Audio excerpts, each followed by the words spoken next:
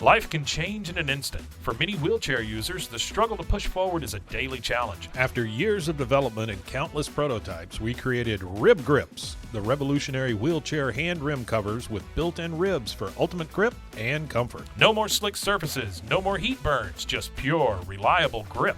Rib Grips, empowering you to push forward with ease.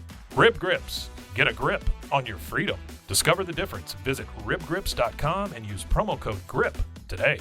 You just found the perfect product that helps with staying cool during hot summer runs. No more gross warm water. Stay cool with this product from Gear Handle.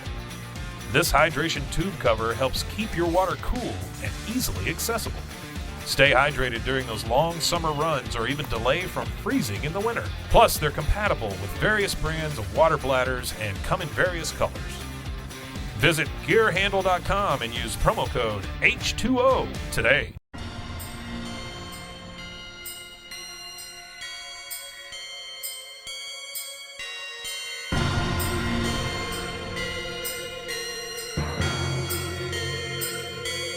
BooBaes.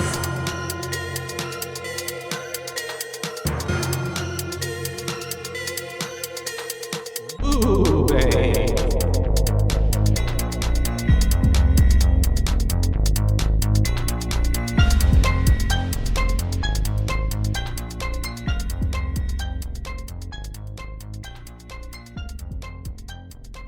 Hi, And hello. and welcome. Welcome to BooBaes. BooBaes. That's right. We're your hosts. I'm Joshua. And I'm Caitlin. And we're here to talk to you about some scary, spooky stuff that gave Andrew nightmares after we watched it. Sweet baby. Well, I have nightmares after watching all of the scary movies, apparently. 'Cause I had nightmares last night as well. But this actually ties into like one of my biggest fears, because roller coasters. You're afraid of roller coasters? Roller coaster. Yeah. No. I don't like them. Oh, I am a front seat kind of gal. Oh, I love them. I like physically, like even just the thought of a roller coaster makes me want to vomit. It also, hurl, yeah, I mean, and my making stomach sense turning knots. that you're, sensitive to motion. I mean, my motion sickness is kind of maybe maybe that is all it is, but maybe No, I feel like it's probably a part of it, but I think the phobia that comes along with it is probably very different. Well, because there was like one time a few years ago, 2016 or 17, I don't remember, my friends wanted to go to the Six Flags, and I actually went, and I was like, I'm gonna regret this, but I'm gonna go, because I'm just thinking I'm just gonna be standing there the whole time, which I was, but finally I was like, all right. They got a lot of carnivals games. It's a thing too about like people who like roller coasters. They want other people to like roller coasters and get on the roller coasters. That's true. And I feel like, and not in a bad way, but most people who like roller coasters think they're going to be the one to like turn the person who doesn't like roller coasters. And so they were like, and so finally I'm like, all right, I'll get on. And it was the Batman. Oh. And first time I was like, I was like, flips you upside down. Yeah, so it's like times. a loop-de-loop and it goes fast. And I was just like, all right, I'm going to do right? it. Mm-hmm. Yeah, okay. I'm going to do it. And so I did it. And honestly, while I was on it, I was freaking out a bit, but I was telling myself, you know what, you're on it. Try to have fun. Just have fun. I think I was literally just like grinning to my teeth, just like, this is fun. This is so much fun. This is fun. Just screaming. And then finally we get into the thing and they're like, there was no other else in line to get on. So they were like, do y'all want to go again? And my friends were just like, yeah. And I'm like, oh Lord. And then they're like, we can they were about to be like, you can get off if you want. But I was like, I'm not going to be a little bitch. And so then I went through it one more time. And when I got off of it, I was so sick from the motion sickness that I literally the rest of the time, and they were there for probably 3 more hours, I was laying on a park bench with like one of the, like my friend's mom, because she was just chilling with me. And I was just like, I was vomiting. I couldn't. Yeah. Some of them I have to always take ibuprofen, even when I was younger. I should have took because some. my head gets knocked around, especially on ones like that circle you around like that. Yeah. And yeah, it'll mess your head up. And the last time I was at Arlington, actually first and only time I've been to Arlington, because my father lives in San Antonio, and so we went to the San Antonio Six Flags. That's and then obviously I'm Six from Flags of choice. Yeah. And obviously I'm from the Houston area, so I grew up on Astroworld. Gotcha. And so, but is Astro World another Six Flags one? yes, Okay, but it gotcha. was demolished to be a parking lot. Oh no. Yeah, R.I.P. really sad. Astro World was fucking best. So cute. But Because they're all different names, if I'm not mistaken, right? yeah, there's Fiesta, Texas, Six Flags Over Texas, Which is the Dallas or Arlington one. Yeah. Right? Yeah, gotcha. yeah, Mm-hmm. and then Astro World, Mm. which was Houston, Cute. and but so the biggest one there, I believe it's the Giant, the Texas Giant or something. Not the wooden one. That one might be the Texas Giant. That's the wooden one is the Giant. Okay. The Giant. Then But there's a Titan. The Titan. Yes. That ride. That's huge. Mwah, amazing. Chef's kiss. Yeah, love it. Sorry. And Patrick and I rode it Patrick and I both love roller coasters, and because my father did too. So I like remember we'd looking always at go. it. And I think Brett also does. I don't want to say my middle brother doesn't. The way that I'm getting like I honestly feel like a panic attack Oh, coming on. No, no. not really, but Well, like just thinking of like that. But you know what else I That do to drop myself? is so good. I watched YouTube videos of POV shots of people on roller coasters. Sometimes because I feel like this will ease my this will like make me like them, and no, it's just like a trigger. Well, half the time it looks like your head's gonna hit something, and especially on wooden roller coasters, every time I raise my arms up, I'm like, oh god, one's gonna get chopped off. And then they're like all creaky. Yes, yeah. There were parts on the Texas Giant while we were waiting in line. I was like, I don't know if that part's supposed to have sparks. But it is. That's scary. They're so tall. They're so big. They go so fast. They are controlled essentially by like a hydraulic system that like could malfunction. Yeah, there's or someone at the little button station could pass out and die in the moment of, and then everyone's hitting each other, and then everyone dies. I think there's some more safety effects put in, but. I don't think so. No. When we were getting on the Titan, though, we rode it 3 times because the first time we went on it, we were like, oh my God, that was fucking amazing. We waited to be in the front line or front seat. And those lines take forever. They do. And then we noticed that the line was not that long again, like maybe 30 minutes. Yeah. And so we were like, for like a top back in. Yeah, we got back on immediately. And then we like went and did some other roller coasters. And then we were like, we're going to end the night with this. And so we got all the way up, and then like some motherfucker cut us, and we were like about to get on. And then some bitch with a boot comes on. And I'm like, oh, man, I looked at Patrick. I said, we should have broke my leg. Oh, because we got to let her go on first. Yeah. That's a nice thing to do. And I was like, God damn it. Fuck her. I know. She should have gone there sooner. She should have. Her boot don't make her special. But then after they shut the ride down. They're like, hey, there's some technical difficulties. Saved your life. We were like right at the gate, like, so it was supposed to be our turn next. So then we had to end up waiting even more. I think someone had I don't know if it was there or maybe, I think it was one of the rides there though. Like somebody pulled out a camera and they stopped the ride, and we were like stopped on the tracks for like 25 minutes because this person wouldn't put away their phone. And it was like, just put your fucking phone up. So whenever Frankie pulls out that camera again, I was like, fuck you, Frankie. Yeah. But they like did a test run and everything, like one empty cart, and it looked good to go. So then we were the next group, and we were riding front seat again. Oh my God. Because we were like, we're going to end it with a bang. Yeah. And then, so the moment that was, I will say probably one of the few times that I got on a roller coaster and you was were like nervous. Yeah, shit. I was like, This could fuck, be the should I time. get off? I was like, I swear to God, if this is Final I watched Destination the 3, movie. I'm going to die. And thankfully we got off fine, obviously. You're here. But that was one of the That's few scary. times where I was like, shit, we could die. Great segue though, because That's right. what are we talking about? Final Destination 3, if Final you Destination haven't 3. Read the title picked of it up. this podcast. Yes. So 2006. 2006. Is directed by James Wong. That's true. He Who directed. did the first one? Didn't do Yes. the second one. Oh, he wasn't on the second one. No. I think he might have had something in the producers spectrum of it, maybe. But Oh yeah, David R. Ellis directed it. But he actually directed and was a part of writing the screenplay for this one. Nice. And the first one. I really liked this one a lot. It's your favorite, right? It is, just because it has a lot of sentimental value for me. So we were talking about how the interactive features on the DVD. Oh yeah, and you could choose what would happen. Yeah, and so I was reading through some of the like fun facts about it, and this is one of the films that the director and the DVD collaborated from the film's inception to its DVD release. The film was shot with the DVD interactive features in mind. Therefore, several scenes were filmed several times with varying outcomes. Gotcha. So you could pick your own ending. That's smart. Yeah. And I was like, that's really cool. And They thought about that from the get-go. yeah, they did. Mm-hmm. And then the cast members on the roller coaster had to write it 26 times on the my same night in Yeah. order to shoot the film's like main premonition scene. 26 That's, times. no, You're like, me. nope. I would have been Body double. someone out. I got off the. I would have to not be, if they handed me if they said you got the part, and then I'm like, okay, now what's the script? And they're like roller coaster. I'm like, ooh, I'm fired. Fuck this shit, I'm Yeah. out. Break the contract. Yeah, no, I couldn't. That's 26 times. That's too many times. Yeah, I know. I mean, I think even for like an enthusiast, but maybe at that point they're like, it's whatever. They're just getting on it. You know what I mean? Like autopilot. Yeah. Almost. I don't know.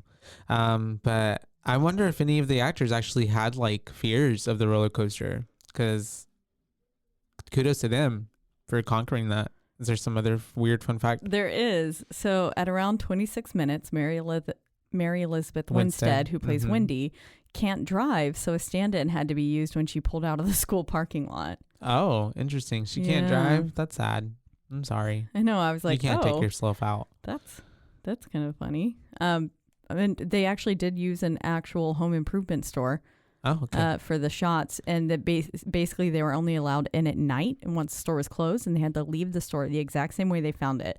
While different parts of the scenes were being filmed, other crew members were often putting objects back on the shelves. In addition, like whenever all those saline or whatever bottles were like exploded. I know. and I was the like, tubes were falling. those? There was so much Those stuff. had to be props, because I was like, Excuse me. unless they just, I guess, purchased all this stuff, they were like, okay, They we're gonna ruined buy it, all yeah. this, because they just ran over those. And then like all those buckets steaks that they had or bottles. falling, and like there was a lot of mess they created to have to clean I up. know. I read that fact before watching it again, Mhm. and then I was watching it with that in mind, and I was just like, Bunch of shit. how in the Had to world? clean. I was Yeah. like, y'all must have had to buy all this, Yeah. or I don't know. Like, yeah, someone was. Maybe it was a cleaning part up of the the whole fee, time. like in purchasing time to be there. I don't know. Yeah, I we guess could do so. what we want. And- Essentially, I don't know. Let's see. The scene taking place in the tanning booth was a closed set. Only the camera operators were in the same room with The girls. The the Ashleys. girls, and black curtains were draped to keep onlookers out since both actresses were nude. Mm-hmm. But yeah, it was the Corkscrew. Most of the roller coaster footage was filmed on Corkscrew at Playland, part of Pacific National Exhibition in Vancouver, British Columbia.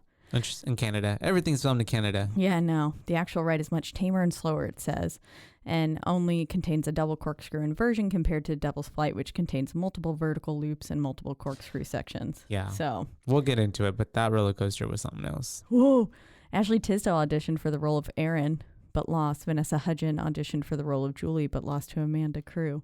That's interesting. Wait, which one was Erin? Her friend, right? Erin was the nail gun. Oh, gotcha. Yeah. You're right. And then Julie was her younger sister. Rip off Haley.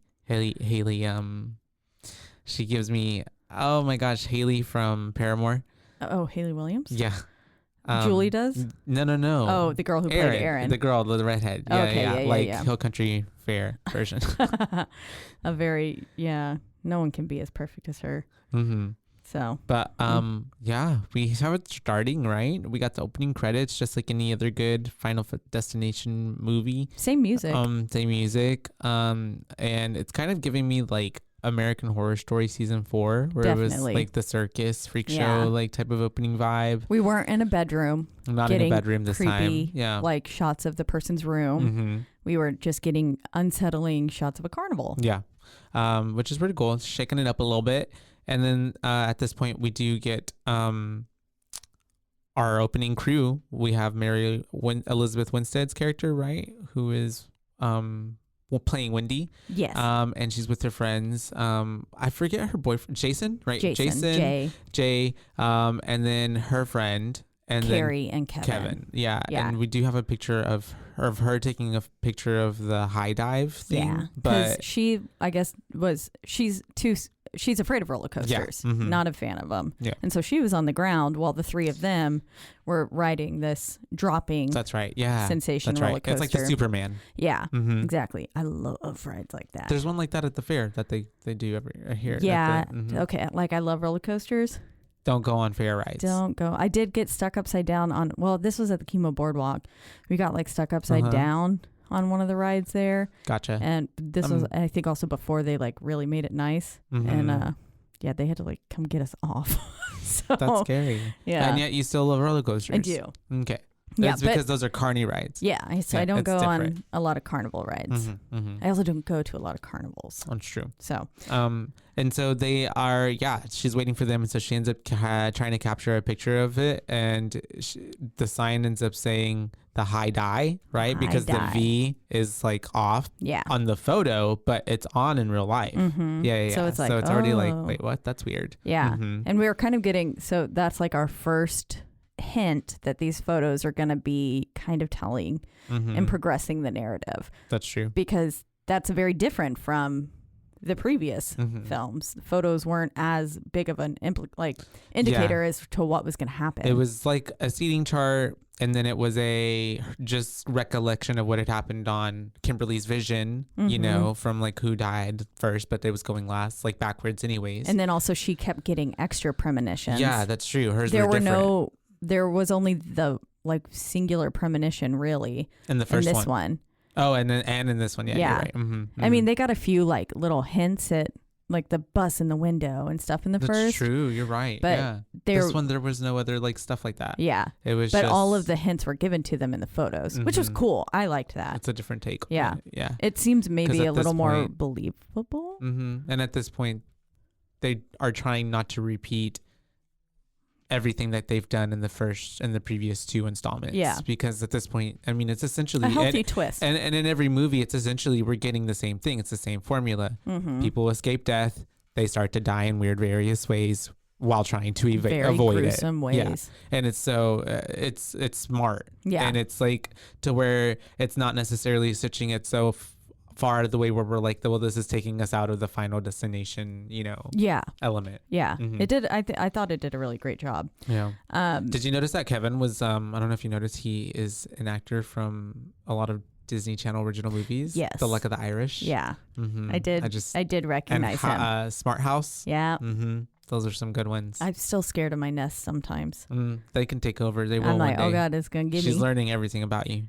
I know. They, them. Sorry. They, them. And I have so much like technology things now, like with the cat's feeder and they're like, they're all communicating. And I have my little cameras that I watch the cats through. Basically all the technologies. My cats have a water filter. I didn't until we rely so much on technology Saturday. though. So much. Like even just like if we were to not have Wi-Fi, like an internet connection, like our Final destination. Society would collapse. Wi-Fi explosion. We all die. And so we have them getting off the ride. They're all talking and they're getting like some food, I guess, before they have to go make their reservation for the Devil's Flight, because basically we also kind of figure out that it's a like carnival night for their high school, and I believe for the seniors. Yeah. So it's like a senior night kind of thing. But Wendy's getting like really weird vibes throughout the whole time. There's just little things happening and you can tell she's given this whole like, what's going on? Yeah, she's on edge. She's just like, she's high anxiety alert. Looking over her shoulder every 2 seconds. Which could tie into like because she's, you know, afraid of the roller coasters. And throughout the whole movie, it's kind of, they always tie in that she's such a control freak, which I know is another part of like why people are afraid of roller coasters, because you can't control what's going on. Yeah. Yeah. And so they're going to eat some dinner. I guess dinner, it's definitely dark. But fucking Kevin breakfast takes a picture of that girl's skirt. Yeah. And like right next to his girlfriend. And I thought that was weird. I would be pissed if my boyfriend like pulled some shit like that. Yeah. Like, I feel like it's high also school like or not. 06 vibes. That's true. I don't know. I feel like times are very telling and different of like how people react to things. Because she was like, and then eventually she was like, I was going to break up with him. I'm just waiting until after graduation. I wanted to do it. She ends up telling Wendy that. Yeah. Which kind of doesn't come into play later, but like we get we kind of get his side of the story. His side of how he was feeling. Yeah. And kudos, like kind of like give it to Wendy for not even mentioning it, because like what's the point? It would only like make him maybe feel worse than what he's been feeling. So yeah, I know my bitch ass would have been like, she was gonna break up with you. Literally. But yeah, so they end up talking, the girls, and then we get the guys coming back with the food, and then at this point I think on my note, what can Kevin get? I don't even know. Can Kevin? Oh, because her friend, she's like, I'm so sorry. Kevin can get a little out of control sometimes or whatever. I'm like, what? No. But anyways. A little out of control. And so he's just being a skis and a little bit of a dick. Then we basically get this montage of Wendy going through, taking photos of all the... She's basically collecting the photos that are going to come in to play later and basically show us how everyone's going to die. Yeah, but what she knows so far is that these are just, I guess she's probably, she's part of the journalism, the yearbook. Yeah, there we go. And so she had her little camera. She takes pictures of Ashley, the Ashleys. Yeah. I put Ashley, another girl. I couldn't remember. They're both Ashley. Yeah. Okay. Winning the prize. Then she runs into her sister, Julie, and she's like, "You're not a senior." And then this comeback, that Miss Cutest Couples, rah, rah. I was like, what? That was the dumbest thing I've ever heard. Yeah, her character throughout the whole movie kind of annoyed me. Yeah. Yeah. But I guess that's what little sisters are supposed to do. I don't know. I guess. Never had one. Me either.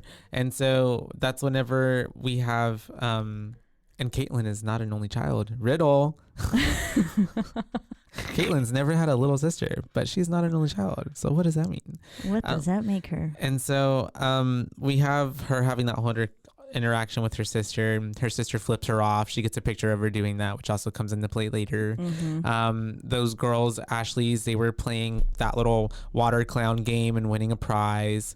We'd have the dude, what's his name? Lewis. She goes to Lewis, and he's at what are those things called? Where the test your strength, right? The little where you like hit the hammer to the bell, and he knocks it the head of that thing, clean off, bling. Sure does. And that's whenever you can tell that a lot of these pictures that she's taken too, even she's noticing there's something off about them or something, or the vibe's weird. Something feels a little ominous. And then we get her going towards the Devil's Ride, right? Yep. And this is where we get Tony Todd in the film. He's the voiceover. He is the voice at here and on the subway at the end. So which I did, but I did miss him physically. I did too. Yeah. But I'm glad that they didn't just ditch him completely. And they still found a way to get him in there. Yeah. Without them just like now 6 years later going to the same morgue. Yeah. And thing like that. Because also we were in a completely different area. Location. Yeah. We weren't in New York. So it would have been weird. Well, but he is supposed to be like the embodiment of death. So he could be anywhere. That's true. But it was cool. It was different. It was nice. He gets to be this big old devil monster saying very ominous things like this is the beginning of the end, blah blah blah, that you're gonna die, which would not encourage me to keep going. But no.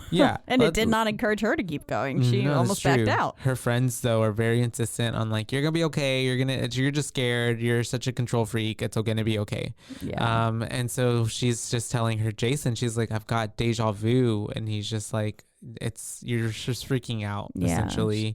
I've got some deja vu for something that hasn't even happened yet, but this feels like wrong. Something feels off, basically. And we got our skis, Mr. what's his name? Frankie. God. Trying to like, he's just videotaping the girls, which he's been doing the whole time. And then he's got his little necklace of like this female that he's like licking and like trying to like make moves on them. Frankie Cheeks. Yeah.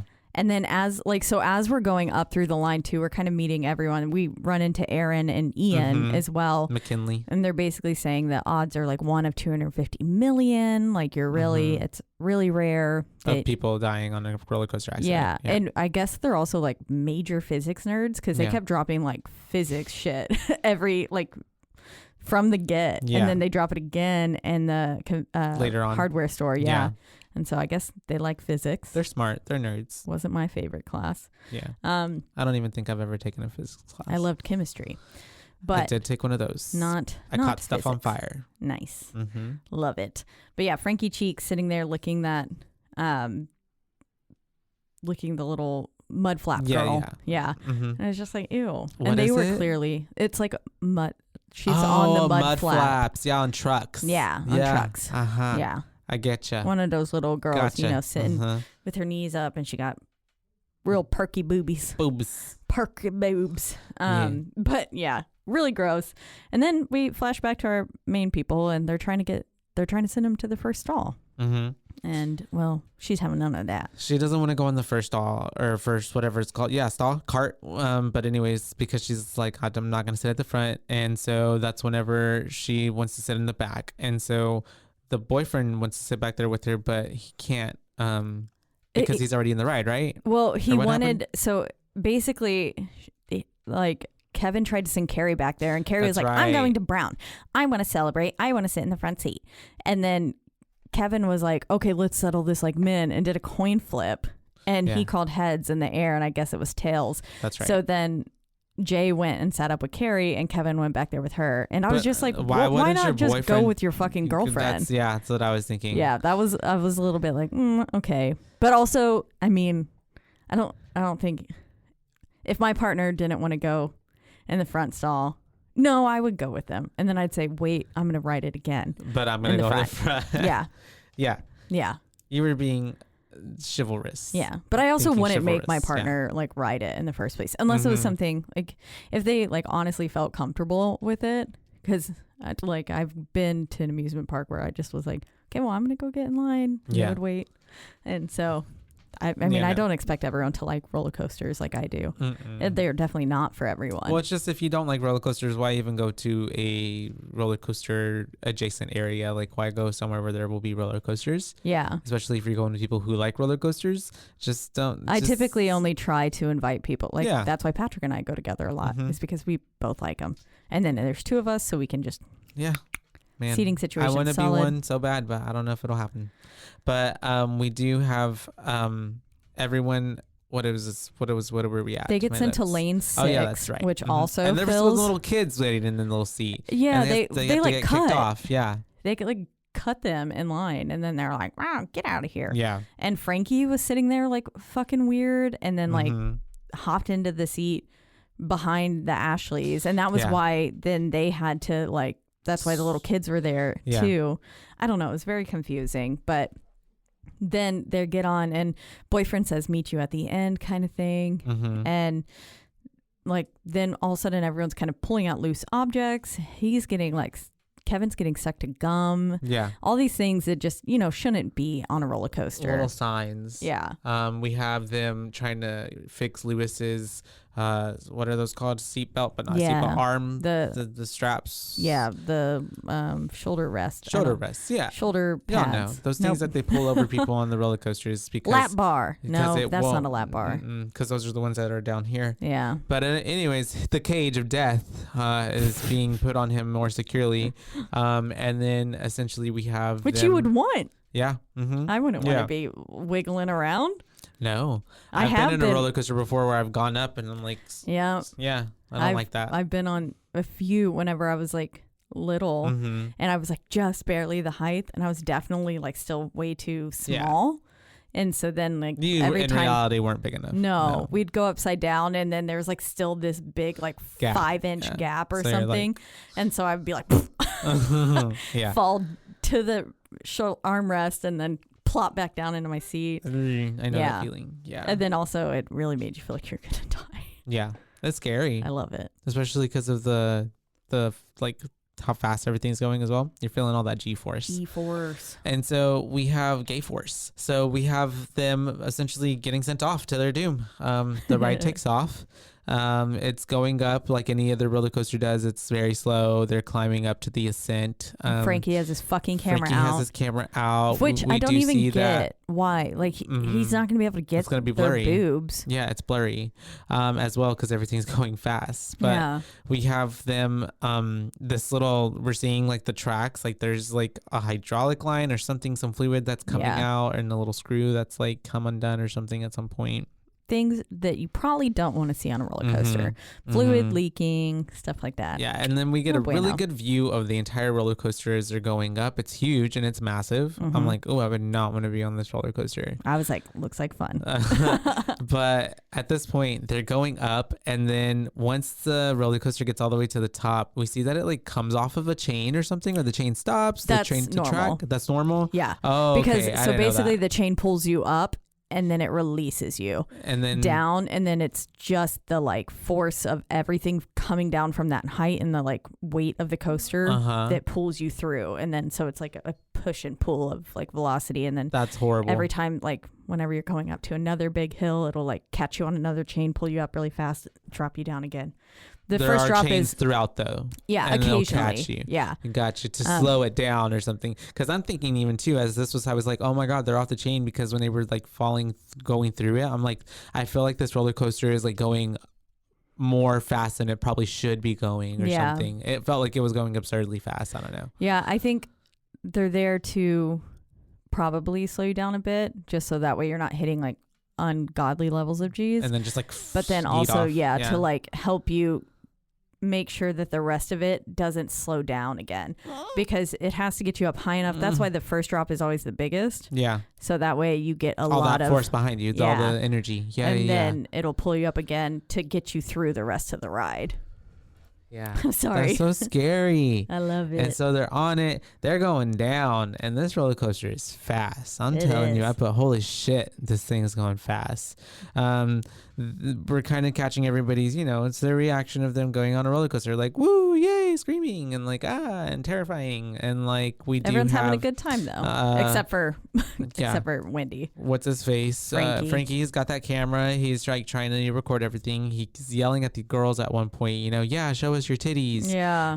And he ends up dropping the camera, like and it ends fucking up idiot. wrapping around the roller coaster, like the rail, right? The track below them. And so they're coming on this loop and going down, and they end up hitting that camera, and everything just kind of essentially takes off from here. Basically derails everything. The front half goes first. They basically just like go bye-bye. Need and off. Then the second half, so like Jason, Carrie, gone. Yeah. And then the second half, so like Lewis and back basically, or the twins, not twins, the girls and back, Ashley's and back, is what's now still going through. Yeah.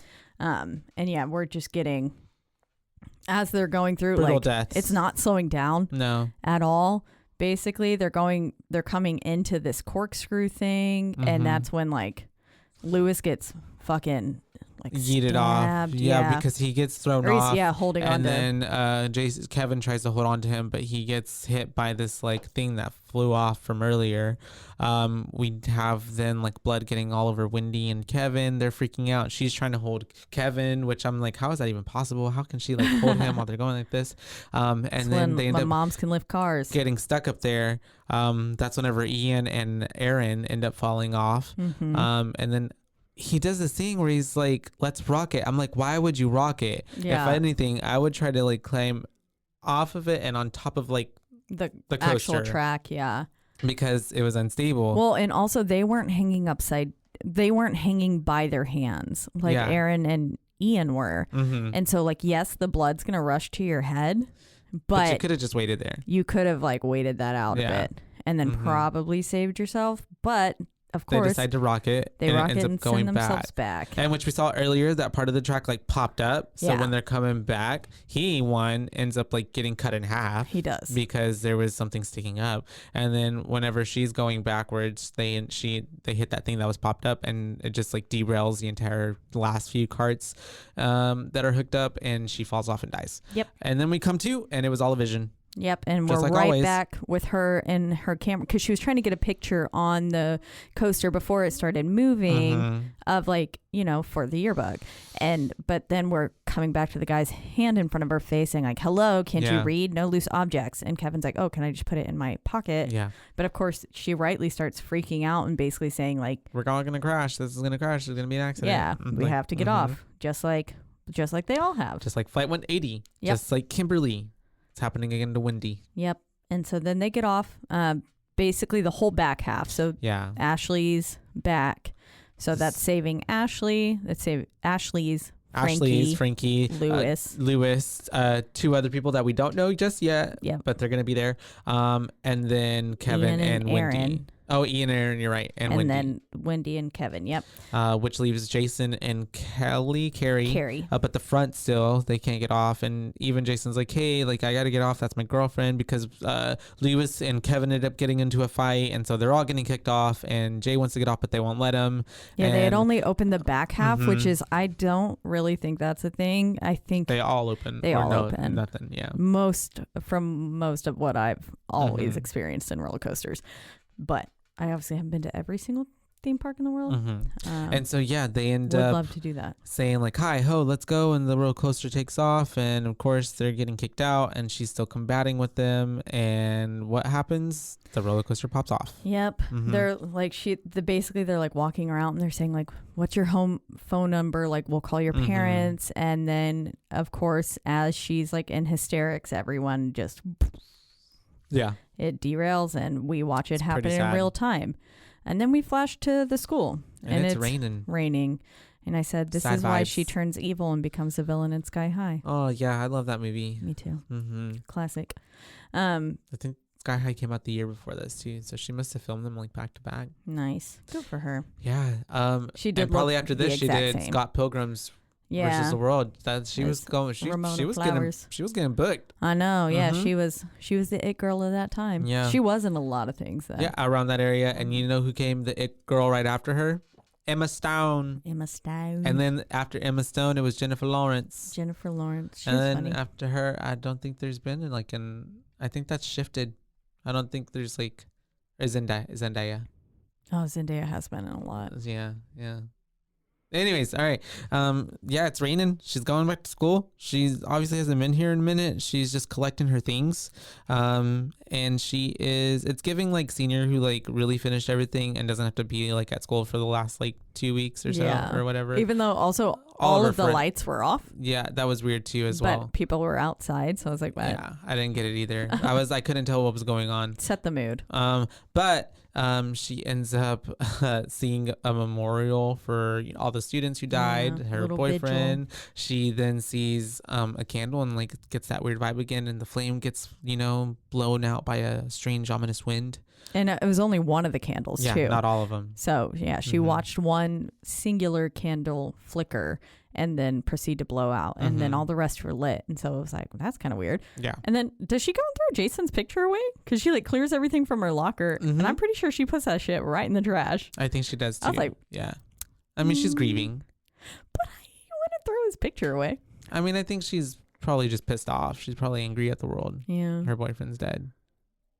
I feel like she was pretty upset. Yeah. Yeah. I feel like that would make me want to keep the picture more. Maybe be like, she was too nothing hurt. can ever happen to this photo. Or she might have other ones, or maybe she was just trying to like put it away. Like she didn't. It was too hard to look at the picture. You know what I mean? Yeah. But she runs into Kevin, and she's cutthroat with him. Yeah, and Kevin basically comes up to her and he says, "I made a promise to Jay that I would take care of you," because whenever Jay sent Kevin back to sit with her on the roller coaster, he says, "Yeah, take care of her for me," or something, or like look out for her for me. And she says, "You made a promise to Jay to look out for me on the ride for 3 minutes, not the like rest of life. The rest of our lifetime. You're off the hook, essentially." Yeah. So stop worrying about me. Worry about yourself. Yeah. And then she ends up walking away. She is going through a courtyard, essentially, it looks like, and walking and just letting the rain like just get her all mopped up and wet. I'm just like, girl, you look so sad. You do. Little drowned rat. The Ashleys come to like try to invite her to go tanning with them because they're gonna get ready for graduation or something like that. As they walk off, they go, "That was so nice of us." Yeah, I know. Which I mean, honestly, it was kind of nice of them, but they're so vapid. Yeah. And we do hear like her sister was talking to her friends about her.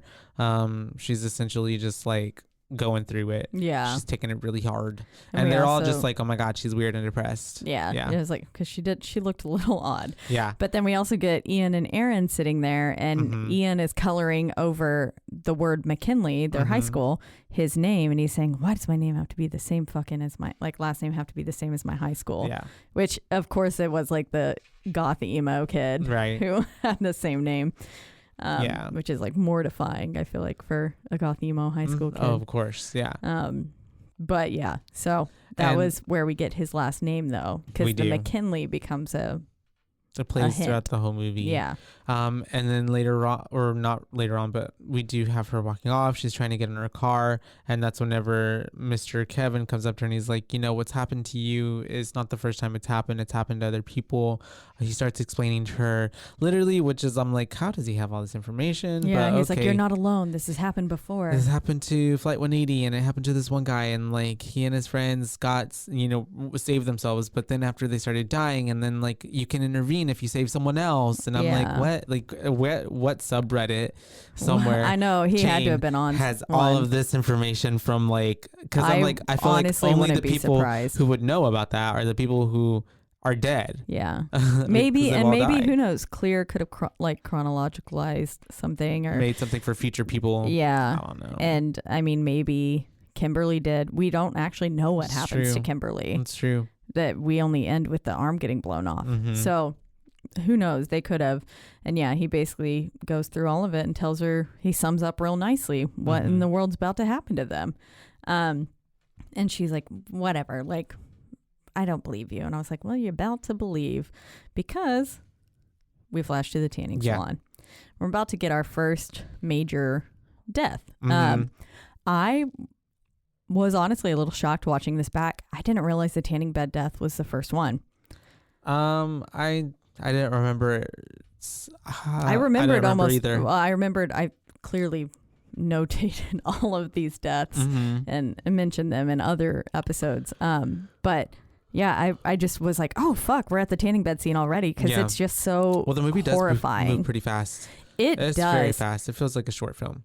I was, because it's an hour and 33 minutes. Whenever it was over, I was like, oh, that's it. Yeah, because I noticed we were starting to get towards the end, and I was like, wait, what? It's already been an hour and 33. It it was so fast. It went by fast. You like blink and it's over. Like, it's good. It keeps you in. There's no downtime. Yeah. No downtime. No time to think about what the hell is happening. They like, one person dies. Okay, we got to figure out the next death right now. Because essentially it's all happening back to back to back within the same day.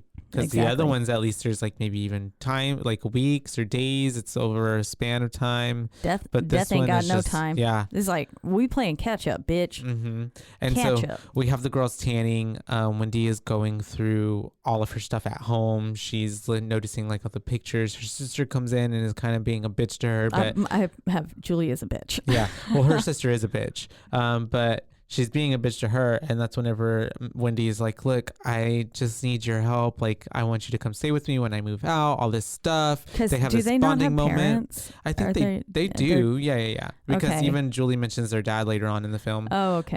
They have parents, but I feel like maybe they really just hands-off. Maybe they aren't close at all, whatever. It doesn't even seem like Julie and Wendy are that close at all anyways either. No, it seems like they hate each other. Yeah, it isn't until like Julie has to kind of like be super vulnerable with, or Wendy is super vulnerable with Julie, that Julie is kind of like, I will be there for you. Like, it turns into this kind of mushy, like, okay, yeah, like, we are sisters, we love each other. And she's like, you keep the bracelet.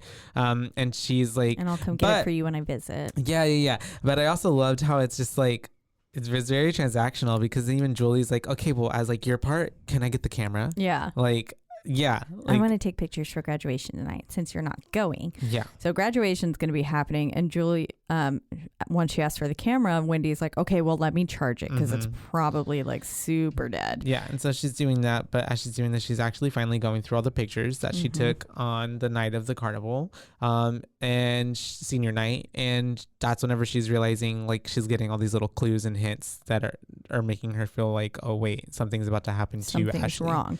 Yeah. And of course, while like she's kind of unfolding that, we're flashing back and forth between the tanning bed and with the Ashleys and her. And so like the owner of the tanning salon is Yuri, I believe is his name.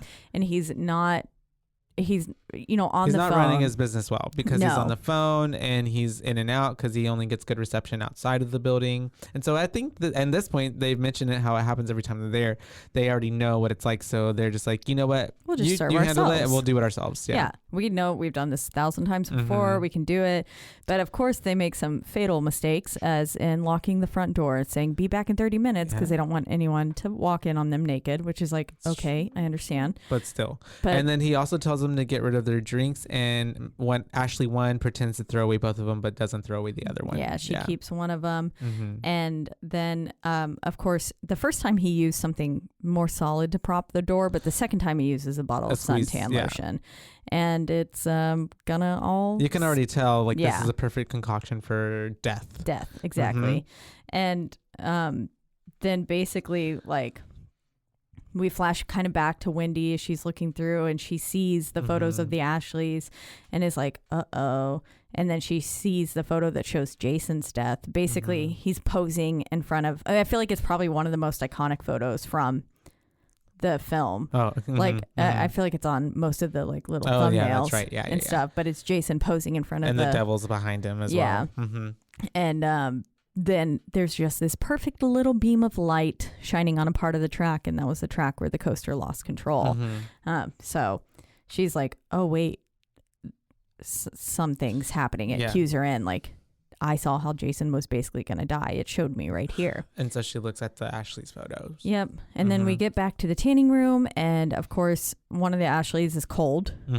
Brunette Ashley is cold. And she's like, let's turn up the AC.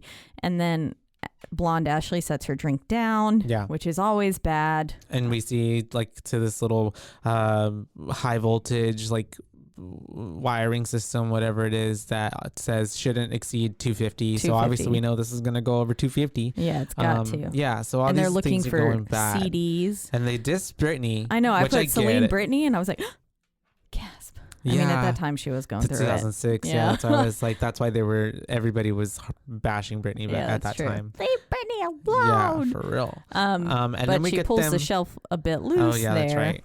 Which is gonna be bad. Now, tanning salons, this was like a goof. Tanning salons are not allowed to have any hanging racks above the beds for reasons like this. Like, even at that time, that was like a law. Like, that can't be a thing.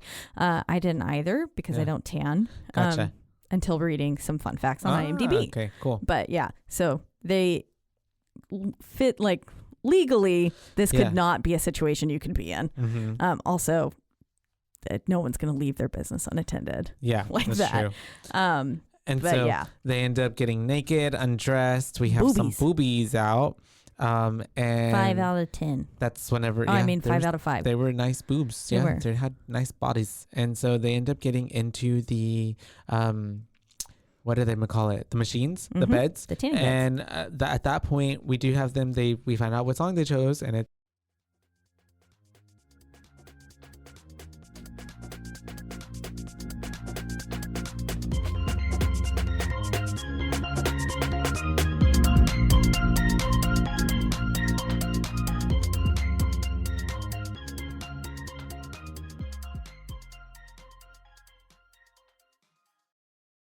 Hey there, homeowners. Is it time to give your yard a complete makeover this summer? Villani Landshapers, a local family-owned business, has been transforming landscapes for more than 20 years. Villani Landshapers specializes in landscape design build, retaining walls, outdoor living spaces, and so much more. Request your free consultation today and check out their gallery of residential work at villani-landshapers.com. From the host of the popular podcast, The Only One in the Room, Stash by Laura Cathcart Robbins is a propulsive and vivid memoir about the journey to sobriety and self-love amidst addiction, privilege, racism, and self-sabotage. Best-selling author Holly Whitaker calls it an irresistibly delicious story, and MacArthur Foundation fellow and best-selling author Kiese Lehman says Stash is emotionally riveting. Buy Stash by Laura Cathcart Robbins now, wherever books are sold. As if the McCrispy couldn't get any better, Bacon and Ranch just entered the chat. The Bacon Ranch McCrispy, available at participating McDonald's for a limited time. Ba-da-ba-ba-ba.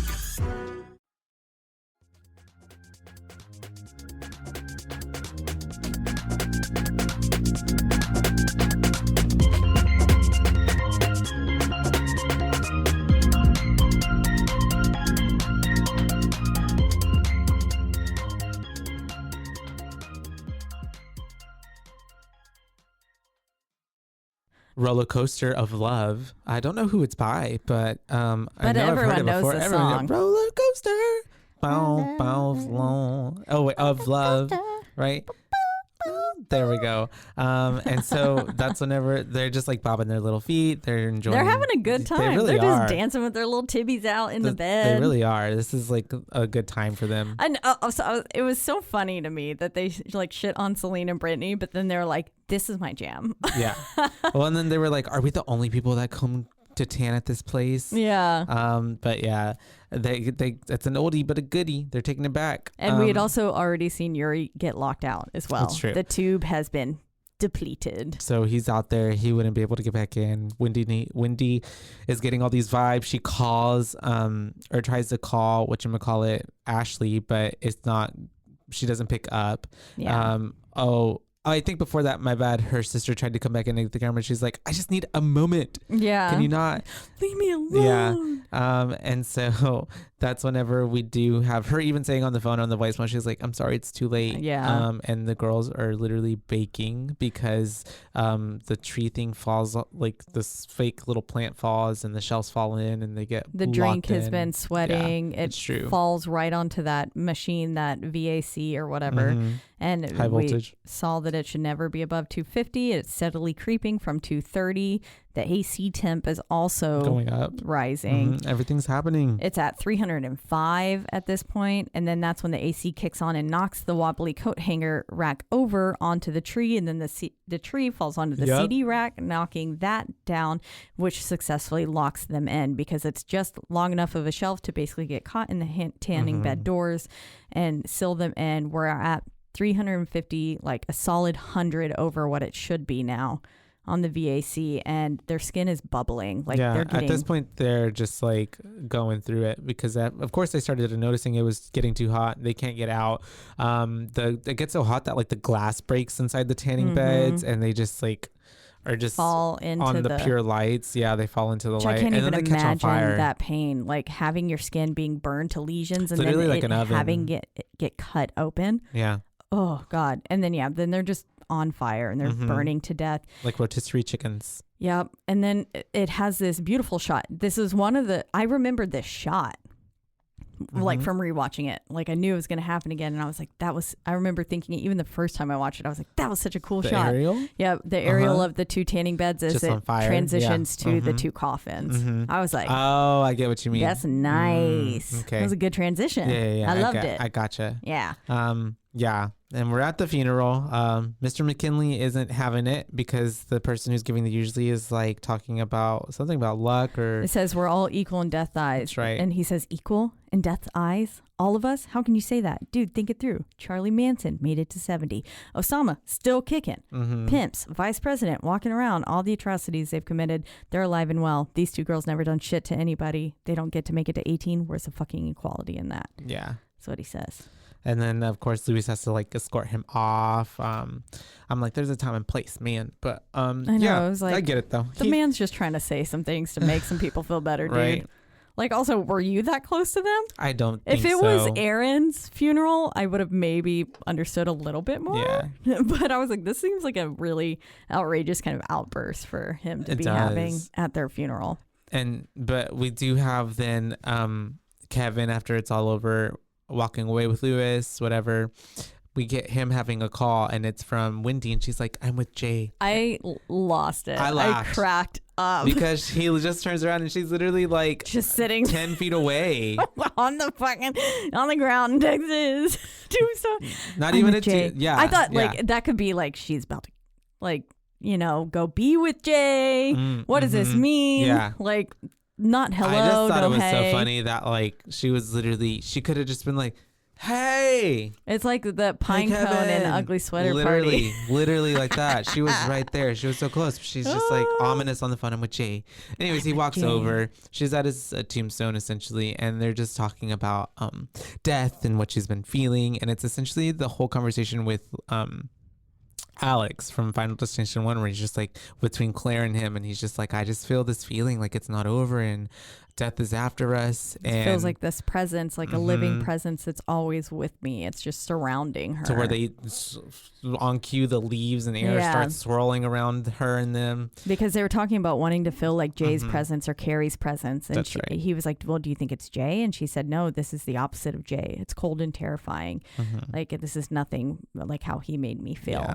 And that's, the wind. And that's I was like, that's some like helicopter landing or some shit, like kind of wind. It was something strong. Else. Yeah. It's death. And so that's whenever we do have them talking about the Flight 180. But I love how she just turns around and whips out Abe's picture, Abe Lincoln's photo. I was like, what the fuck does Abe got to do with this? And so he's a vampire slayer. And so they do have, he's like, when's the last time you ate? And so she doesn't even remember. So they're going to go get food. They're looking and she's giving him information about, the pictures and the connections to Flight 180 and all that stuff. Yeah, because the Abe photo had like a glass crack right up over his head. And it was the last like photo plate of him ever taken. And it basically shows exactly where he was shot. Yeah. The 9/11. We see the shadow on the Twin Towers, and I guess it was like about where it hit. It's basically trying to give power to like how the photos have a lot of power in this film. Yes, it's really leaning into that. The 180 road crash, basically. And then that's when she shows him all the photos from that night predicting their death. And he almost hits someone. Because he's being distracted as he's driving down the hill on the road. Because they're like, she's trying to show him the pictures while driving. And it's like, not the time, especially with how hilly of an area that is too. Yeah. Yeah, it almost takes out. He is what causes it, basically. Because I believe it's that same semi that comes barreling down the hill later. Just like all the other movies, they usually are connected to what's happening. Yeah. Somehow inadvertently causing their own deaths. But then this is where they figure out like, okay, Frankie's going to be next. And then they're looking at the photo and to try to get some he's clues. Like, he's going to fall off a ladder. It's a rope ladder. Is he going to die? And they're like, the mud flap girl, maybe it'll have an 18-wheeler or something, which was kind of it. It was kind of it. I did also like how like the 18-wheeler was moving behind them, and you could see that it said "drink responsibly," which is a calling back to number 2. Yeah, I was like, is that the same beer truck? I think it was the same beer logo and everything. Maybe. I think it was the same exact truck. It could be. Because whenever I was like, is that the same beer truck? I think it's the same. Like brand? The brand looked the same, everything with the drink responsibly, like the font and everything. It could be. Which would be really cool if they... Final Destination Cinematic Universe. Yeah, it'd be really cool if they brought that back. I didn't fact check it, but it felt like the same truck. We'll go with it. Yeah. And so when they're in the drive-through, they end up getting like pinned essentially into the side because they can't get out because this fucking truck is just too close to them. The drink responsibly truck. Or the drink responsibly. And so, which I also was thinking like, why is this truck even like parking here in the middle of the road like that? Anyways, they're there. They're stuck. Well, if there was that same guy. He was drinking and driving whenever we saw him in the second one, so maybe he's drinking and driving now. It's true. And there's a little compact SUV behind them, so they're stuck, and there's someone in front of them, and they're trying to figure it out. That's when we do see that the freaking truck that was up the hill that they almost hit earlier is like coming down. It's not a truck, it's like a delivery truck. Yeah, it was like a moving, like a U-Haul. Like that. And so it's coming down real fast. There's no driver in it. They see it. She's freaking out. They're trying to get out of the car. They only essentially narrowly get out because he kicks his own glass, windshield out, and they have to get out of it. But and the whole time I was thinking like they honked at the person in front of them and he flipped them off, and I'm already thinking like this is Frankie in front of them. I know, and I was also a little bit like, how do you not know what Frankie drives? Well, it was mentioned earlier he graduated 2 years before prior, them. Yeah. So they might not know what he drives. True. They just know him. Yeah. Yeah. And it seemed pretty clear, but from us at the outside perspective, I also thought that it's like this is clearly Frankie in front of y'all. But yeah, they get out just in time, like, oh, so close. And of course, the other car backed up. The truck crashes into Kevin's car, sending the motor up and through into Frankie's head. Yeah. And we get the fan of the motor chopping him up. Yes. And the way that the brains hit the ground, that sound was like squelching. It was bad. Mm-hmm. I mean, it was like really good. Yeah, it was really well done. But it's gross. It made me want to throw up. Yeah. And they end up seeing his chain on the floor with the little mud flap woman, and they're like, oh shit. And they look up and his head just like Yeah, because it's not done yet. The fan like moves a little bit more, releasing his head, and they're like, oh god, it's Frankie, and they're covered in his guts. It's pretty rough. And he was dead. The motherfucker died. Yeah, he horribly. really is. Instantly though. That's instant. Yeah, that's true. Yeah. So You're not feeling. I don't think he felt any pain. Much of that. Yeah. And then we kind of flash to them, like, you know, they're getting like a triage. Like they're talking behind the ER truck kind of thing. Yeah. And they're still covered in his brains. Her leg was like, ugh, it was all down her leg. And I was like, ugh. And like you said earlier, there's no stopping in this movie because they're looking at the photos again. Yep. And Kevin's basically saying like, Wilford, like, one of them said like, I don't want to look at it. Yeah. And that's true. the other one said willful ignorance is surrendering control. I don't know why I couldn't say the word willful. What the hell? Wilfred. But then this is where they're looking at the photos again, and this is where he says like, I was going to ask Carrie to marry me. I was just waiting till after graduation. And that's when I was like, ooh, she kind of looks at him funny because she's like, ooh, if only he knew what I knew. With you, but we're not going to bring it up. Nope. And then this is where they come across yet another photo with Frankie, and it was the one that they took up the girl's skirt. Yeah, and they see he's in it. And in the background. There's a fan behind him. Yep. Blurred, like, you know, it's moving real fast right behind his head. Because at first they were thinking like, wait, he didn't die with the truck. So like how, what? But so this tied it up even more. They're like, okay, we were looking at the wrong photo. Like two photos basically kind of leaned into it. That's true. Yeah. Well, I guess the other photo didn't show what he won. It just showed how he won it. Yeah. That was an artistic approach that Death took. For real. But they do notice that Lewis is next. Yes. And they see that it looks like that because she got a photo of him with that mallet and bell game. Strength tester, and it looks like the weight is kind of coming down on his head. Yeah, and then there's a game thing behind him, and it's called or something right. I don't know what it is, but it's like the Sultan something. Yeah, and it's got, you know, this guy with two little swords, blades. Yeah. And so essentially they are like they know that he is at some like workout summit or lifting competition. I don't know what he's doing. It was like a camp for football. Yeah, basically, and it was just making them get, you know, more beefcaked or whatever. And of course, we flashed to there, and it was at the like Sultan. Yeah, like the team's name was the Sultans. Their mascot was the Sultans or something like that. Yeah, and so like of course they have this like plaque that's got the same two swords, type of swords from the photo overlapping, saying like, what doesn't kill you makes you stronger, which is also a phrase we already heard earlier in the film. Yep. I believe Kevin said it as they were talking about getting onto Devil's Flight the first time before they even went to eat. Also a really good song by Kelly Clarkson. It's true. I cannot hear that phrase and not sing that song in my head. I'm already hearing it. Like the little I saw you dancing, and then my brain was like, yeah, sing along. Yeah. And so we do have her and Kevin, I keep wanting to call him Ian, but Ian's the other dude, trying to talk to Lewis, and they're trying to like convince him like that death is after him and he needs to be careful. And Kevin's like spitting straight facts. Oh yeah, sure. And then Lewis is having none of it. He's being super stubborn. Yo, 3 people have fucking died. He's giving what we've had at least to the character in the first one. I forget that dude who died in Paris with the sign. Who was at first Carter being very like, nah, I'll die whenever I want to die. Yeah. And then I die on my own terms. Final Destination 2, Motorcycle Man. Eugene, yeah, who was also very like stubborn at the first. I am so shocked at my memory. Yeah. I didn't even remember their names. Never happens. I can't even remember our own live show time. Yay. And so that's whenever we do have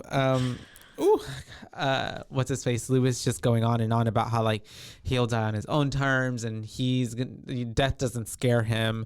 And all around him we have like all these guys like lifting and grunting. We have these really heavy weights, and we see big like, old stuffed bear. Yeah, but they've already kind of punched, and they're like, fuck the Bruins. Fuck, yeah, what even is a Bruin anyway? And it's like, that's a bear. We have this other dude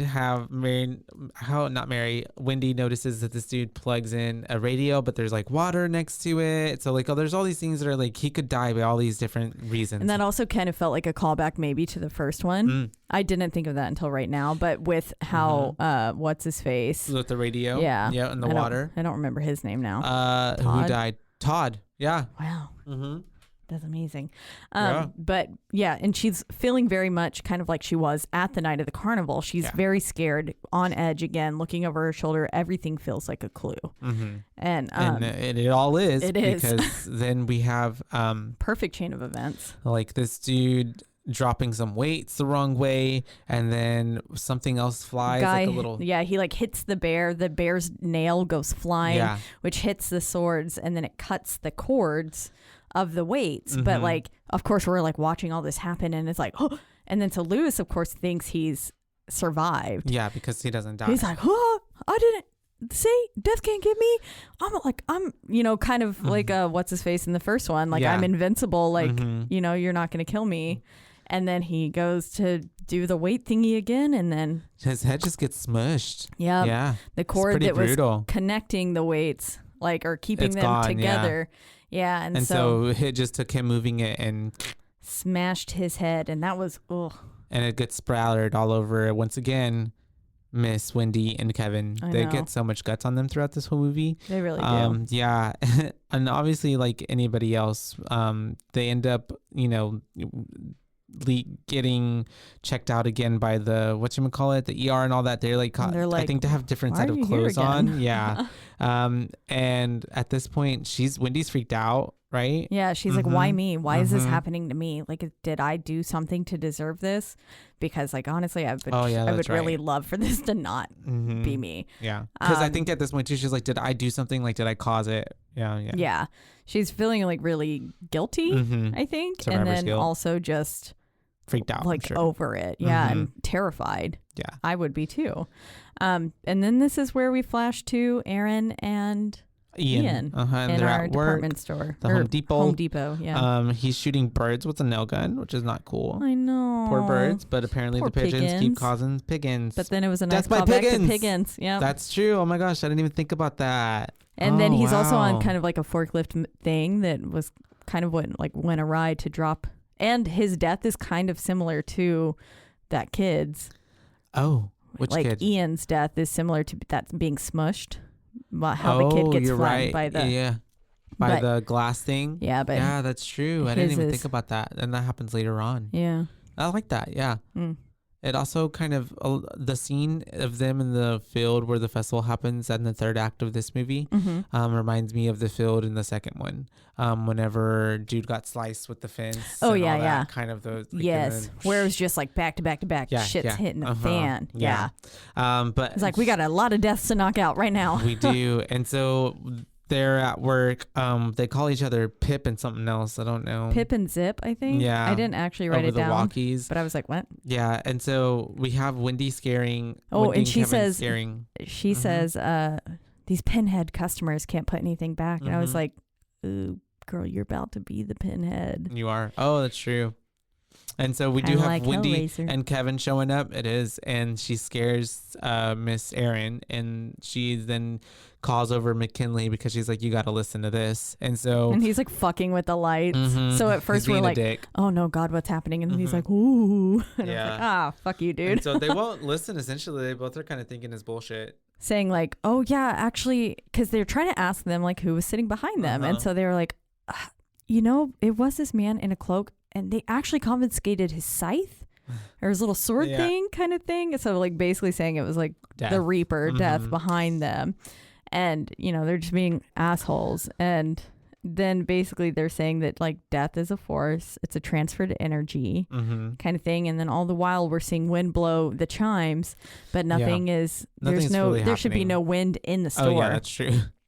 Nothing's really happening. Yeah. But then as Ian is up on the forklift thing, Wendy starts putting two and two together. She sees a similar flag type of a banner that was behind him, which said the way it said skill in the photo, but it looked like kill.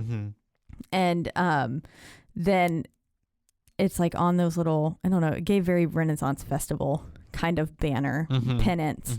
And then that's when they're like kind of like, oh God, and they freak him out. Yeah. And he like kind of low-key crashes the because forklift. Kevin was saying something like, be Watch careful out for those boxes. Yeah, and he's like, why would I watch out for those boxes? They weren't doing anything. He's like, they were about to fall. And so they're essentially trying to get across that, like, y'all are making yourselves crazy. Like, nothing's even after us. There's nothing after us. You're just whatever, cuckoo. Yeah. Because I guess that they're, like we said, physics, you know, nerds. So they're all about logic. So they're just like, this is much hoopla. Yeah. And they're also saying like, we're organisms. We're meant to die. We will die, and like it'll happen to all of us. Yeah. And so while this is happening, another forklift accidentally gets like turned on. Yeah, because while he's up there, some nails fall, and then Erin picks him up with the little magnet thing that gets all the nails up, and she puts it down, but then it accidentally connects to one of the chains that are on like a pulley system, and the chain goes down, and then it just like perfectly sets like this chain of events in motion, which makes the other forklift start driving. That's right. And then of course now Ian is operating a skill saw, which felt very much a tie into the skill of the photo with the kill. And so then, because while we were watching this, Andrew was like, how the fuck did they not hear that? And I was like, I was thinking that too, but with that skill saw going, you probably can't hear shit. But then the skill saw does eventually stop. And so I'm like, y'all gotta hear this motherfucker just like driving over all this merchandise. Literally. Like if it wasn't death, they would like be fired the next morning.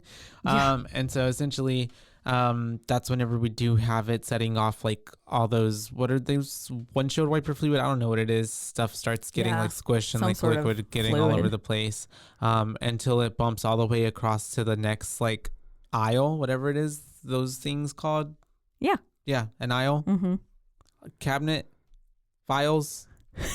Well, because the aisle is what you walk through. Yeah, what's the stuff? The shelving? The end cap? The end cap of all the shelving and stuff. And so it then becomes like a domino effect because all those stakes fall off the top. Yeah. Kevin does save Ian, and he like jumps at him and they go right next to it, but then everything else starts falling over, and it's just like basically avoiding everything falling off of the top shelves. Because it's a lot of shit coming down. For like literally 4 sections. Yeah. And then you're getting just sheets and sheets of sheetrock, like, I think, falling on them and stuff. Or plywood, and then those stakes, everything's coming down. Not things you want to land on you. But they end up being okay, but then it ends up getting all the way to Erin, and then Erin slips and then falls backwards to where she knocks her head up against to where the nail gun was, and her head just starts getting ding, ding, ding, ding, ding, ding. And her hand is like stuck to her face, and I love this scene. Oh yeah, I know you said that. Yeah. That she makes, and then they're all just like screaming and looking at her, and I never remembered it being so graphic. Yeah, maybe because I've only seen this on, maybe I had seen it on TV before, I don't know, so they cut away pretty fast. Oh yeah, but they could have. It lingers so much on her face. It really shows you. That's what, every time I pick up a nail gun, I think of the scene, or like a staple gun, like you anything. Put it through your own face and see what that's like. Kind of. Yeah. And then all before this too, I feel like this kind of, well, like before the chain of events happens, basically Ian saying that the action we take may have an opposite reaction and thwarts death plan. Like basically saying like the law of motion, every like action has an equal and opposite reaction. And he says, so maybe if we just, yourselves, the last in line should kill themselves, and then, you know, we won't really have any of this to happen, so we already kind of get this like bad grudge from Ian to Wendy. Towards Wendy. Yeah. And I like how that ties in this one where they're like, well, if the last one kills themselves, everything is set up, like fixes itself. This is how we defeat death. You know what I mean? Yeah, because now we've just skipped all of those deaths. And in every movie, there's some like, in the first one, it was like, if you save someone, it does this and that. I don't know. And then the second one, it was like, Kimberly, what if there was new life, if a baby was born, which obviously it never fixes anything, but there's always some kind of something where they, throughout the movie, believe if we do this, we'll escape it. Yeah. It's like a little thread of hope that is not real. Yeah. And so basically, then we flash to them getting out of the police station. Yeah. And rightly so, because I would probably be questioning linked to every murder. Twins, or this couple of people as well. And then I do like how they didn't like really hone in on it too much though.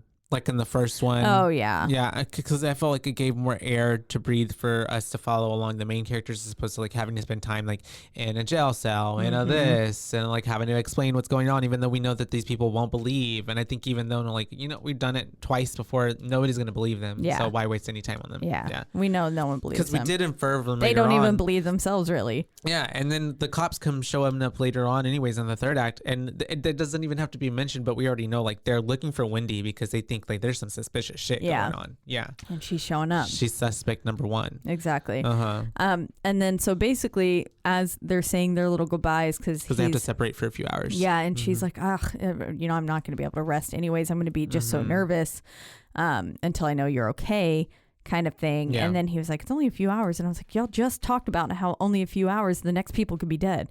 Yeah. But then he brings up why we don't even like each other, because little that was joke. a little Yeah. line that she had said to him earlier. But we see Ian sitting in his van in the parking lot. He's being weird. Yep, and being he's sus. watching her. Yeah. She ends up being asleep at home. Like falling asleep at the computer. Julie comes in to like try to talk to her, but she ends up seeing that she's asleep, so she takes her bracelet and leaves.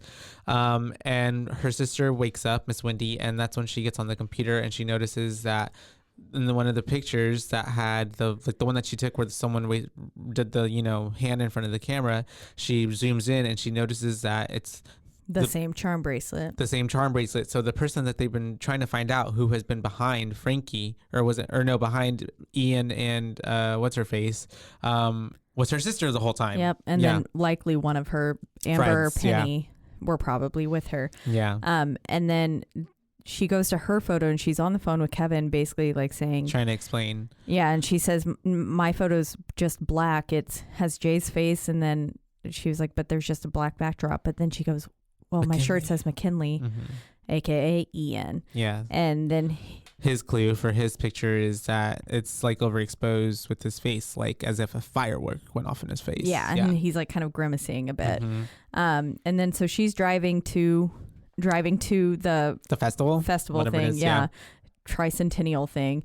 And then we get our classic song that's got to let you know when things are going bad. It's our John Denver. Yeah. And it's such a fucking creepy song. The one that someone's behind you. There is someone walking behind you. Turn around. Look at me. I didn't even know that was John Denver as well. Well, I don't think it is John Denver. Oh, but it's like what's this version of this? Yeah. I get you. But it's fucking creepy. Yeah. And it kind of also reminded me of Urban Legends with the turn around. Oh yeah. Every now and then, and basically it's telling you to turn around. Yeah. Because her radio haywires. Yeah. She looks in her rearview mirror. Ian is tailing her. Yeah. Rather aggressively. And it's a fucking creepy song. She almost hits a black wolf. She does, which is was weird. like, what? Okay. It's kind of like an extra, like, what? But yeah.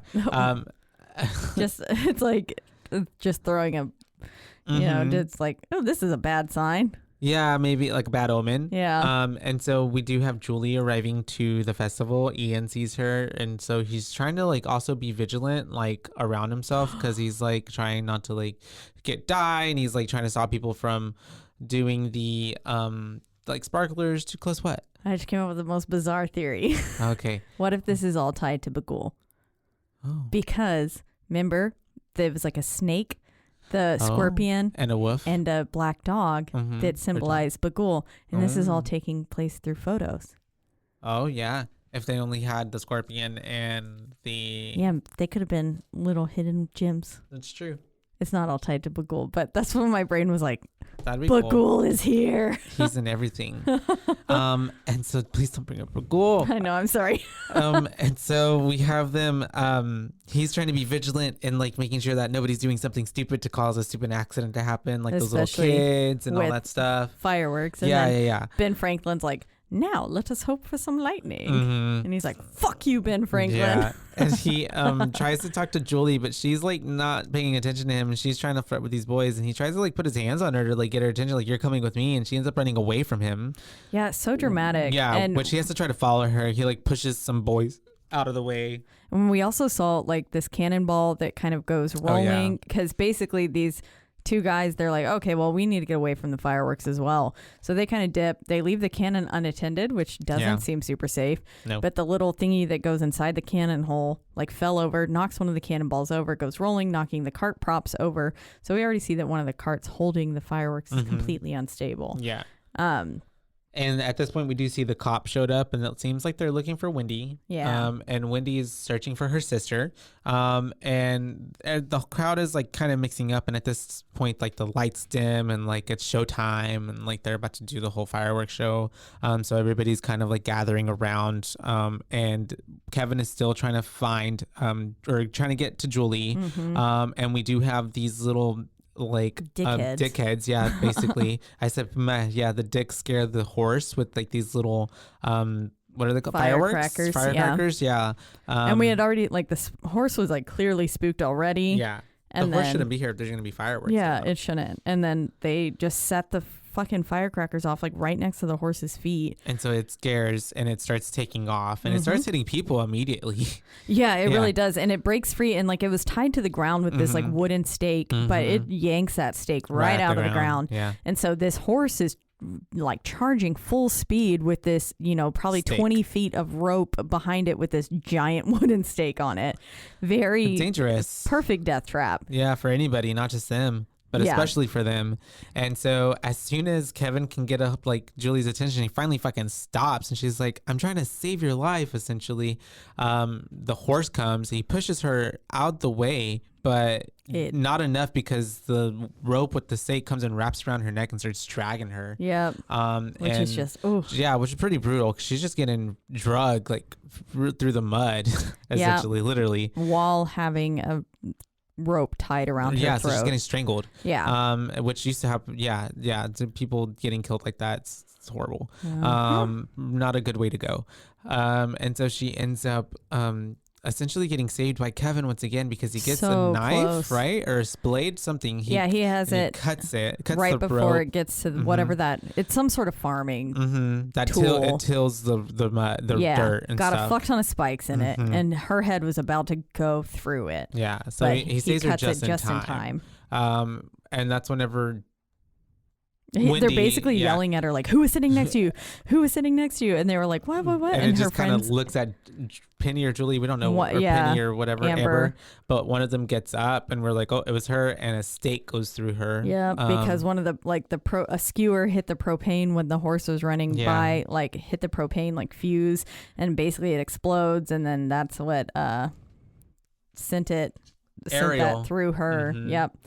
And then now we get Ian showing up. We do. And he's kind of stalking them. And they're like, just, you stay away. Like, we already, we saved someone, so it skipped you, like, these people. And so now it's my turn. And, like, if you just stay away, then we can skip this all. You'll save my life. And he's being a dick. And he's just, like, yelling. Do I cause your death? Yeah. Just like you cause Aaron's? Yeah. And I was like, he's being really cynical. And he's basically saying, well, I don't have to worry about anything because it skipped me and I survived. I'm not dying. I Famous can do last anything. words. Yeah. And we do have these fireworks that end up going off, and they shoot like right past him, just enough for him to be like, ha ha ha. And it's another Lewis moment where he's like escaped it. But then the sign gets like let loose on top of him, and it comes down, crushing him just like it did to the boy. But this time cuts him in half. And you get a nice little like shot twitching of his body all there. They just watched him all like being severed, and then it fades to white as they're covered in blood again.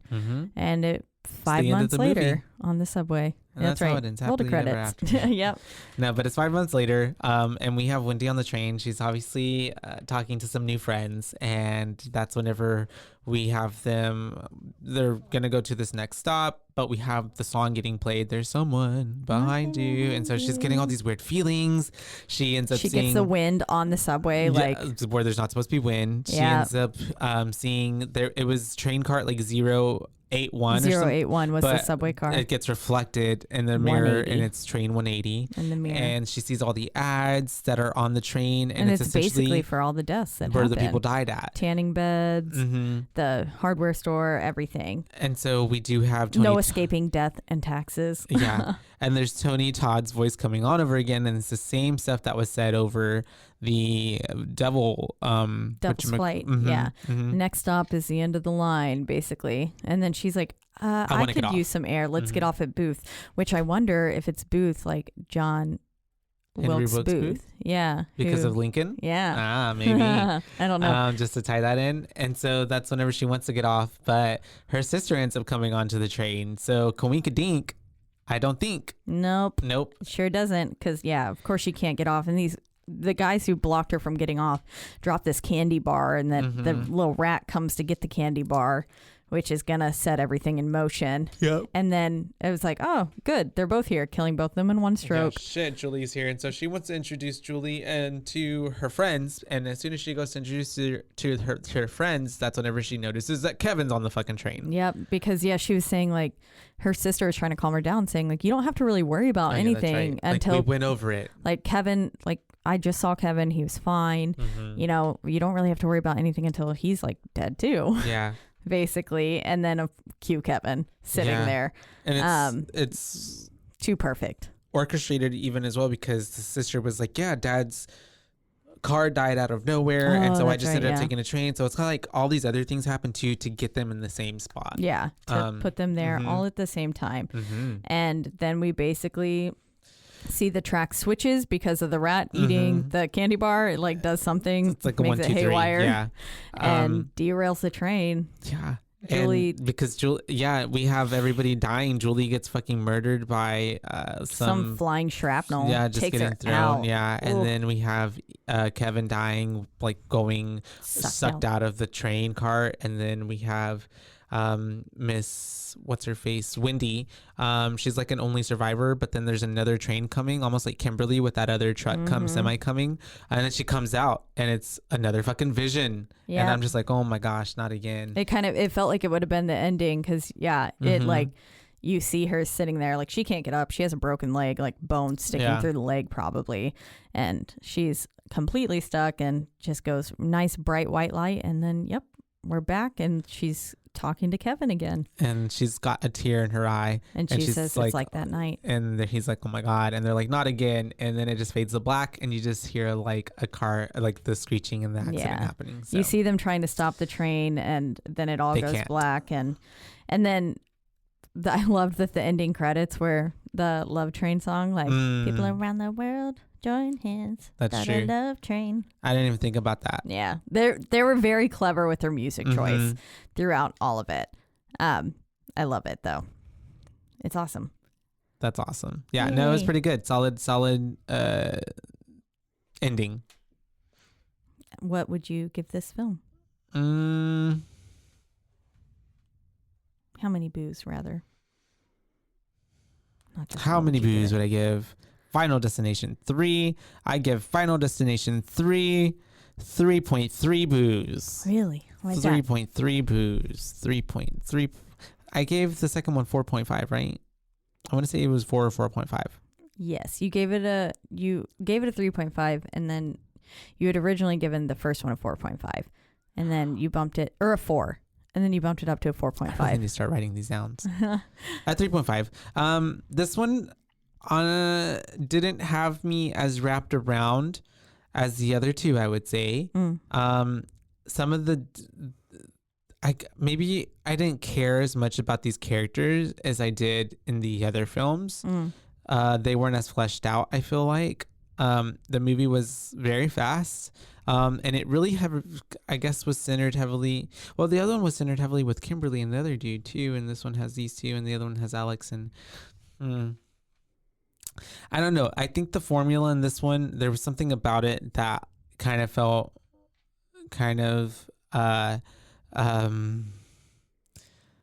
what's the word? Like the other two movies, maybe it was the cast, felt more grown up. And this one felt a little bit more juvenile in a sense, if that makes any type of sense. But so for me, it kind of, I guess, made the stakes not as like high. Maybe because it's also the third one that I'm like, okay, I know what's going to happen. We know what's going to happen. Yeah. But I mean, it was pretty creative in the deaths. Yeah. And it was a pretty good storyline. I liked Wendy. The tanning bed was probably like the coolest death. I feel like. Dope. I feel like maybe some of these deaths weren't as brutal. Like or yes. too quick. Like So- even Lewis, like that, just the head squish and that's it. I think I liked that about it though. So as if we listen back to 2, I had an issue with about how some of the deaths looked, especially with the special / practical effects. This one I felt like did a really great job of effect-wise doing it. And it also kind of reminds me of the first one where there wasn't as much gore actually shown. However, this one does still give you plenty of gore, but they did it in a like tasteful way, in my opinion, that didn't it didn't look as cheap as I think maybe some of the deaths did in the second one. Now, were those deaths super awesome in the second one? Yes. I just wish that they could have been like fleshed out better, looked a little bit better. Yeah. But I really think I did enjoy the deaths in this one. That tanning bed scene, obviously it stuck with me. This one, of course, is my like nostalgic of the 3 because I did play with that DVD pick your own ending so many times. I loved it. I totally was a fan of that bit. And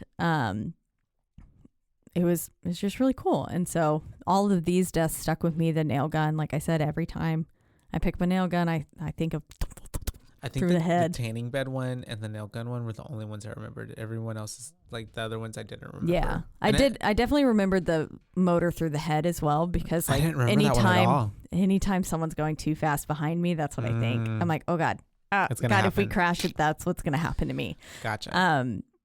Yeah, especially because like my car is so little into the ground, and 18-wheelers love to Be right. not see me. Oh, okay. I've been yeah. literally bumped by an 18-wheeler before in a turn. That's scary. It just like turned right into me, and I was like, I'm right here. But so that scene comes into my head a lot, and then I remembered every death I think from this film.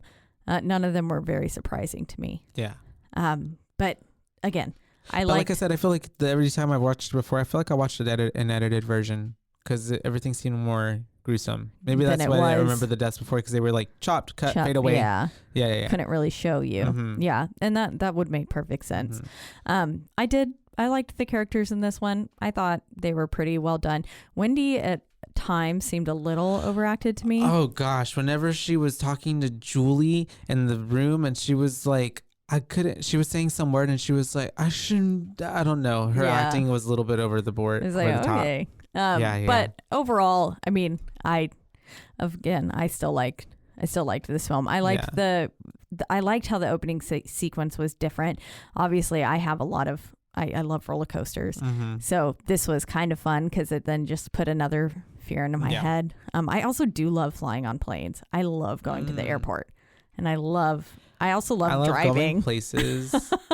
But planes, I do get nervous on planes. Oh, yeah. I mean, I do once if there's some turbulence, but otherwise I'm like, woohoo, airplane, let's go. There's something like, even driving home at early in the morning or something, it always makes me feel like I'm going to the airport with just like the winding roads and then like all the lights on. And I love that feeling, even if it's like at the ass crack of dawn and you're just like, I am feel so like tired. My flights are always like early. Bits because they're cheapest. No one wants to get up that early. Yeah. And nobody's there. Yeah. Yep.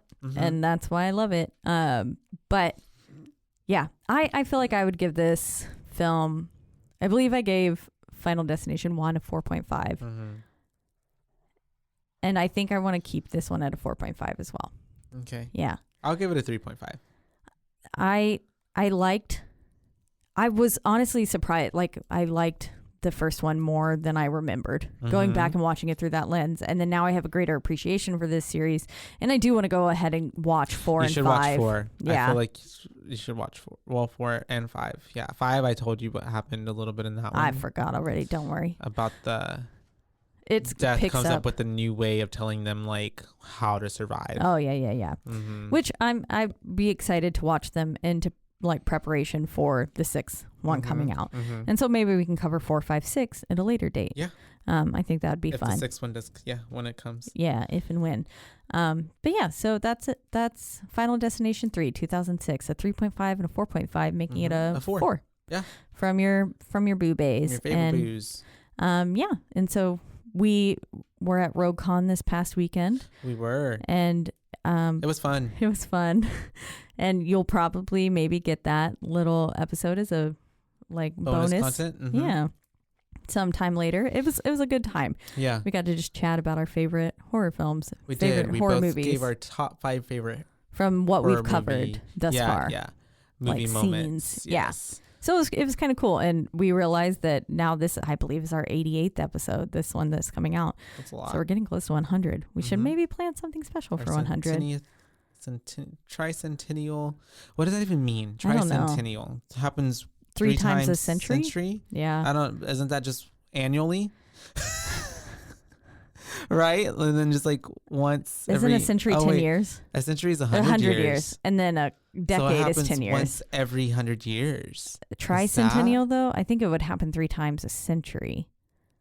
So every something. I don't know. 25 years. That would be 4, though. I don't know how that works. I'll Google it. All right. Well, again, and as always, we are in our lovely Rogue Media Network studios. That's right. Studio. They take great care of us. They do. You can listen to our podcast and a lot of other podcasts on their website.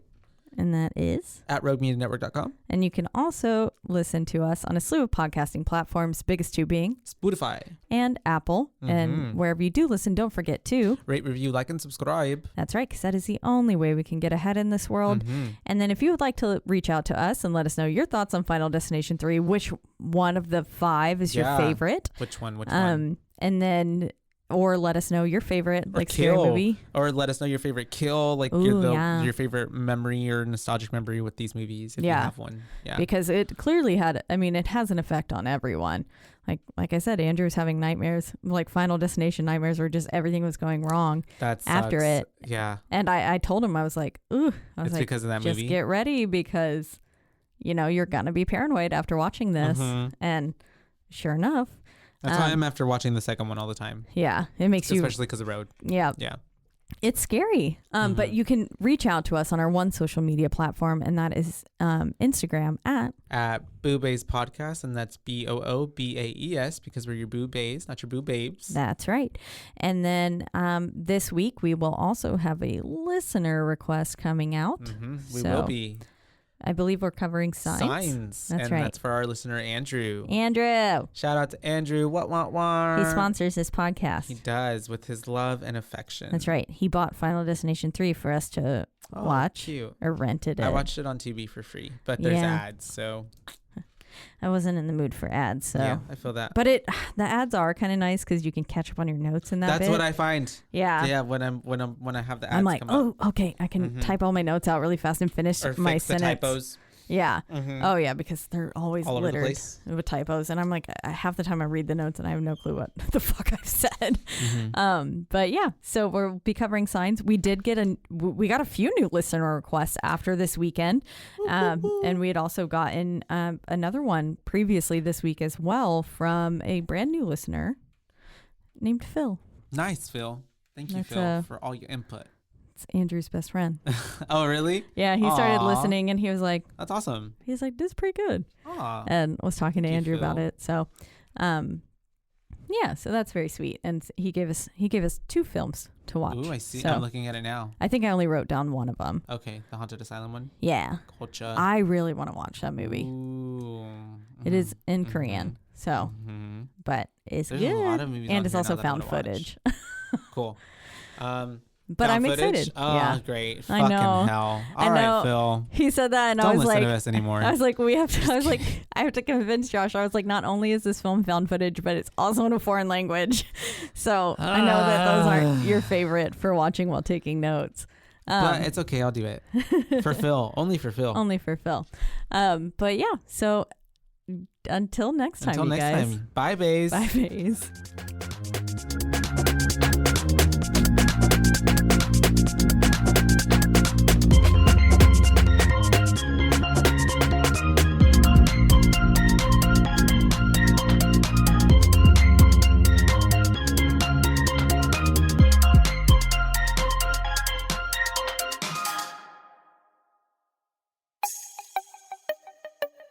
This has been a Rogue Media podcast.